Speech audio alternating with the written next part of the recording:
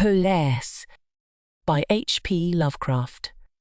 Into the north window of my chamber glows the pole star with uncanny light. All through the long hellish hours of blackness, it shines there. And in the autumn of the year, when the winds from the north curse and whine, and the red-leaved trees of the swamp mutter things to one another in the small hours of the morning under the horned waning moon, I sit by the casement and watch that star. Down from the heights reels the glittering Cassiopeia as the hours wear on, while Charles's Wain lumbers up from behind the vapour-soaked swamp trees that sway in the night wind. Just before dawn, Arcturus winks ruddily from above the cemetery on the low hillock, and Coma Berenices shimmers weirdly afar off in the mysterious east. But still the pole star leers down from the same place in the black vault, winking hideously like an insane watching eye which strives to convey some strange message, yet recalls nothing save that it once had a message to convey. Sometimes, when it is cloudy, I can sleep. Well do I remember the night of the great aurora, when over the swamp played the shocking coruscations of the daemon light. After the beams came clouds, and then I slept. And it was under a horned waning moon that I saw the city for the first time. Still and somnolent did it lie, on a strange plateau in a hollow betwixt strange peaks.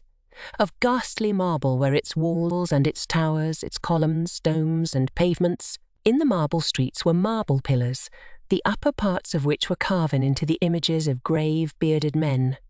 The air was warm and stirred not, and overhead, scarce 10 degrees from the zenith, glowed that watching pole star. Long did I gaze on the city, but the day came not. When the red Aldebaran, which blinked low in the sky but never set, had crawled a quarter of the way around the horizon, I saw light and motion in the houses and the streets. Forms strangely robed, but at once noble and familiar, walked abroad, and under the horned waning moon men talked wisdom in a tongue which I understood, though it was unlike any language I had ever known. And when the red Aldebaran had crawled more than halfway around a horizon, there were again darkness and silence. When I awaked, I was not as I had been. Upon my memory was graven the vision of the city, and within my soul had arisen another and vaguer recollection, of whose nature I was not then certain. Thereafter, on the cloudy nights when I could sleep, I saw the city often, sometimes under that horned waning moon, and sometimes under the hot yellow rays of a sun, which did not set, but which wheeled low around the horizon, and on the clear nights the pole star leered as never before. Gradually, I came to wonder what might be my place in that city, on the strange plateau betwixt strange peaks. At first content to view the scene as an all-observant, uncorporeal presence, I now desired to define my relation to it and to speak my mind amongst the grave men who conversed each day in the public squares. I said to myself, this is no dream. For by what means can I prove the greater reality of that other life in the house of stone and brick south of the sinister swamp and the cemetery on the low hillock, where the pole star peers into my north window each night? One night as I listened to the discourse in the large square containing many statues, I felt a change, and perceived that I had at last a bodily form. Nor was I a stranger in the streets of Oletho, which lies on the plateau of Sarkes, betwixt the peaks Noton and Cadiphonek. It was my friend Alus who spoke, and his speech was one that pleased my soul, for it was the speech of a true man and patriot. That night had the news come of Dyko's fall, and of the advance of the Inutos. Squat, hellish, yellow fiends who 5 years ago had appeared out of the unknown west to ravage the confines of our kingdom, and finally to besiege our towns. Having taken the fortified places at the foot of the mountains, their way now lay open to the plateau unless every citizen could resist with the strength of 10 men. For the squat creatures were mighty in the arts of war, and knew not the scruples of honour which held back our tall, grey-eyed men of Loma from ruthless conquest.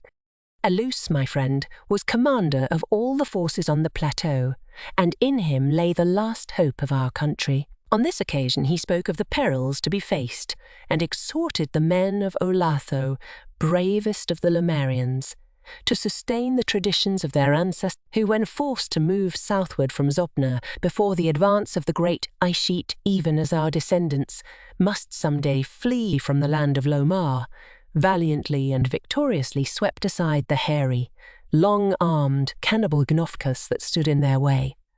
To me, Alus denied a warrior's part, for I was feeble and given to strange faintings when subjected to stress and hardships. But my eyes were the keenest in the city, despite the long hours I gave each day to the study of the Panacotic manuscripts and the wisdom of the Zubnarian fathers. So my friend, desiring not to doom me to inaction, rewarded me with that duty which was second to nothing in importance. To the watchtower of Thapnan he sent me, there to serve as the eyes of our army. Should the Inutos attempt to gain the citadel by the narrow pass behind the Peaknoten, and thereby surprise the garrison, I was to give the signal of fire, which would warn the waiting soldiers and save the town from immediate disaster. Alone I mounted the tower, for every man of stout body was needed in the passes below. My brain was sore dazed with excitement and fatigue, for I had not slept in many days. Yet was my purpose firm, for I loved my native land of Loma, and the marble city of Olatho that lies betwixt the peaks of Noton and Cadifan. But I stood in the tower's topmost chamber. I beheld the horned waning moon, red and sinister, quivering through the vapours that hovered over the distant valley of Banff, and through an opening in the roof glittered the pale pole star, fluttering as if alive, and leering like a fiend and tempter. Methought its spirit whispered evil counsel, soothing me to traitorous somnolence with a damnable rhythmical promise, which it repeated over and over. Slumber, watcher till the spheres, 26,000 years, have revolved, and I return to the spot where now I burn.